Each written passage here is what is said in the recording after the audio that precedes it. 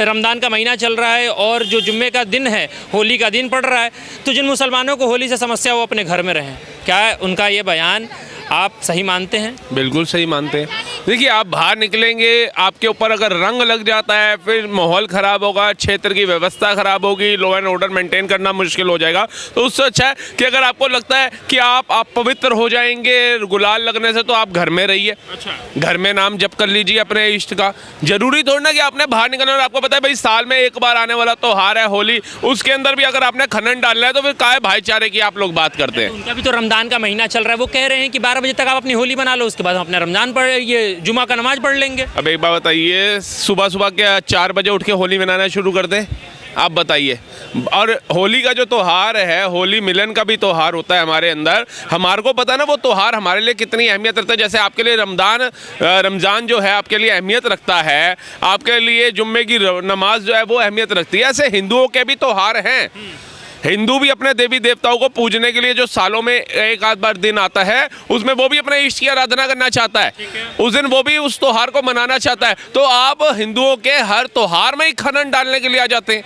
आप कह रहे हैं तमाम सारी बातें होली के बारे में बता रहे हैं, पर फराह खान तो वहीं पे कह देती हैं कि छपरियों का त्यौहार है। वो अपने भाई के लिए बोली, उसका भाई छपरी है ना। आपको पता होगा कि उसके ऊपर केस भी चल रहा है, महिलाओं का शोषण किया उसने फिल्म में रोल दिलाने का बोल करके, झांसा दे करके। तो कई महिलाओं की उसने ज़िंदगी यहाँ जो है ख़राब करी है। कई एमएमएस उसके भाई के बन चुके हैं और कई बार होली के अंदर हिंदू बहन बेटियों को छेड़ने के लिए, उनका शोषण करने के लिए ये होली खेलने पहुँच जाता था छपरी बन करके। तो उसने अपनी भाई के लिए बोला है, और जिसके खानदान में छपरी पैदा हो रहे हो उसे फिर पूरे जहाँ में छपरी नजर आएंगे। एक तरफ आप लोग कहते हैं कि यूपी में हिंदू मुसलमान नहीं होता, हिंदू मुसलमान जो है साथ रहते हैं, भाईचारा जो है व्यवस्थित तरीके से चल रहा है, और एक तरफ जो है आपको मुसलमानों के त्योहारों से समस्या होने लगती है। उसके बाद जो है ये सारी मुद्दे जो हैं हिंदू मुसलमानों वाले, ये सारे यूपी से आते हैं, बाकी और राज्यों से आ नहीं रहे हैं। तो इसका मतलब योगी जी की सरकार हिंदू मुस्लिम की राजनीति कर रही है। एक बात बताइए, फिर जो 534 मकान योगी सरकार ने दिए वापसी ले लेने चाहिए ना। हिंदू मुस्लिम करती है। नल से जल की योजना हो, औषधि योजना हो, उद्यमी योजना हो, मुद्रा योजना हो, सुकन्या योजना हो,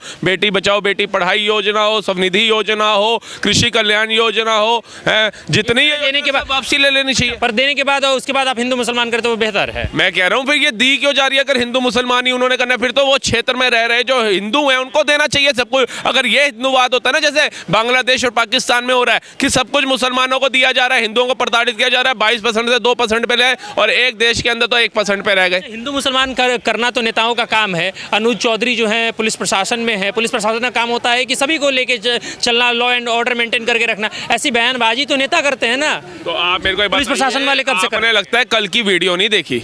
कल जब हमारा भारत मैच जीत करके आया ना, और जब छात्र जो थे जश्न मनाए थे भारत के अलग अलग राज्यों के अंदर, तो जहाँ पर भीड़ हो गई थी बहुत ज़्यादा, और कई लोग बाइक के अंदर हुटिंग कर रहे थे और हल्ला मचा रहे थे, जीत की खुशी मतलब इस तरीके से बना रहे थे, तो उसके अंदर पुलिस प्रशासन ने उनको भी रोकने का किया। लेकिन किसी हिंदू संगठन ने आकर के या किसी हिंदू भाइयों ने आकर के सड़क पे विरोध नहीं किया कि भाई भारत मैच जीता, ये पाकिस्तान जीता, तब तो ये ऐसा नहीं करते। भारत जीत गया, हम जश्न मना रहे, तो हमें पुलिस आकर के खदेड़ रही है, ये कहीं नहीं लिखा है। आप बताइए, मुसलमान ही हर बार प्रताड़ित होता है। आप लोग बोल देते हैं मुसलमानों के त्योहारों पर ये चीजें होती है, तो आप बताइए रामनवमी पे पथराव करने के लिए किसका माहौल खराब करने के लिए जाया जाता है? गणेश पंडालों पे पथराव करते हैं, किसके धर्म का विरोध किया जाता है? दुर्गा पंडालों पे विरोध करते हैं, किसका विरोध किया जाता है? आप बताइए, राम मंदिर को लेकर के मुद्दा था, किनका विरोध हो रहा था? है जाति के आधार पर किनका विरोध होता है? आप बताइए। अभी होली का त्योहार आ जाए तो किनका विरोध किया जा रहा है? दिवाली आ जाती है तो किनका विरोध किया? चीज तो देखने को मिलती रहती है कि हाँ, जब होली आ जाए तो पानी बचाओ, जब दिवाली आ जाए तो पटाखे मत जला। तो ऐसा तो हमें देखने को मिलते रहता है। पर एक प्रशासन का जो काम होता है, ऐसे बयानबाजी वाले काम तो जरूर नहीं होते हैं, मुझे जहाँ तक लगता है। तो सीधा लठ मारना शुरू कर दें अगर ये माहौल खराब करें तो? आप बताइए।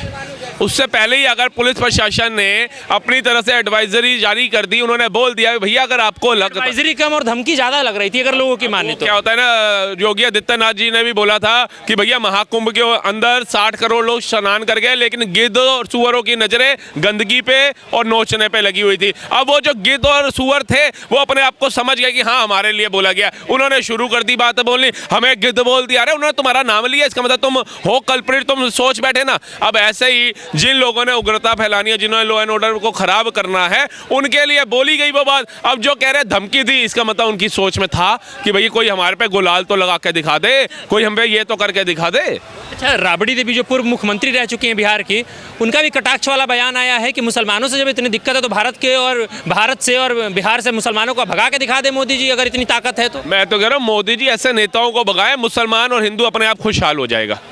ये जो राबड़ी देवी जैसे नेता है ना भारत के अंदर, अखिलेश, ममता जैसे जो नेता है, केजरीवाल जैसे, इनको ही भारत से खदेड़ने का अगर काम कर दे मोदी सरकार तो पूरा भारत उनका ऋणी हो जाएगा सारे जीवन भर के लिए। सिर्फ जो है विपक्षी पार्टियां हिंदू मुस्लिम करती हैं, और कौन कर रहा है आप बताइए? ताजिया बुलाती है, कभी करवा चौथ का व्रत रखा लालू जी के लिए? शायद करवा चौथ का व्रत अच्छे से रख लेती, किडनी खराब ना होती उनकी।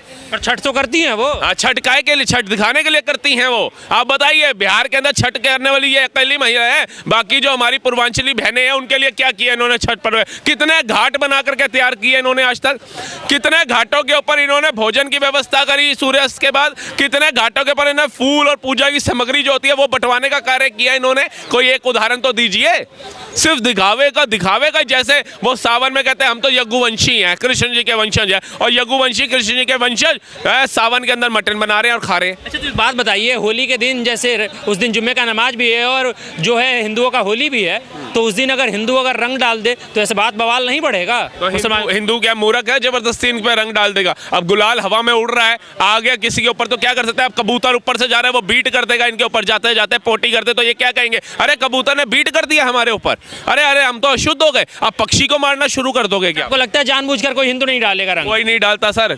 और अगर हिंदुओं को डालना होता तो आज तक मेरे को किसी एक धर्म के बंदे का एक ऐसा मुझे माहौल बता दीजिए जहां हिंदू ने जाकर के पथराव किया हो या हिंदू ने जाकर के दंगा किया हो। किसी एक का उदाहरण दे दीजिए आप। अलीगढ़ मुस्लिम यूनिवर्सिटी की भी बात हो रही थी कि यहाँ पे होली नहीं मना दिया जाएगा, तो वहाँ पे सांसद का बयान आता है कि जो ऐसा करने का माहौल पैदा करेगा उसको मार देंगे। तो वो सांसद कौन सी पार्टी का आता है? भाजपा का। और उसने ये बोला वहाँ पे होली का त्योहार मनाया जाएगा। कहाँ है भाईचारा बोलने वाले?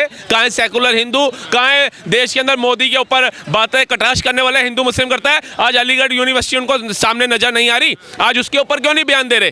किसकी इतनी हिमाकत हो गई वहाँ पे जाकर के बोल दिया 30% छात्र हिंदू हैं और वहाँ पर वो होली नहीं मनाई जाएगी? उन छात्रों को क्या जरूरत पड़ी इसको आवेदन पत्र देने की? नहीं देनी चाहिए। सांसद की ऐसी भाषा होगी कि हाँ मार देंगे। भैया यहाँ पर टेढ़ी घी से ही उंगली निकाला जाएगा। ये इतने जहरीले हो चुके हैं ना, अब इनसे डसवा के चेक नहीं किया जाएगा कि कौन जहरीला और कौन नॉन जहरीला है। इनको अब इनकी भाषा में ही सिखाया जाएगा। और वो सांसद महोदय ने बहुत अच्छी बात बोली, हम उनका समर्थन करते हैं, अनुज चौधरी साहब का समर्थन करते हैं, योगी आदित्यनाथ का समर्थन करते हैं।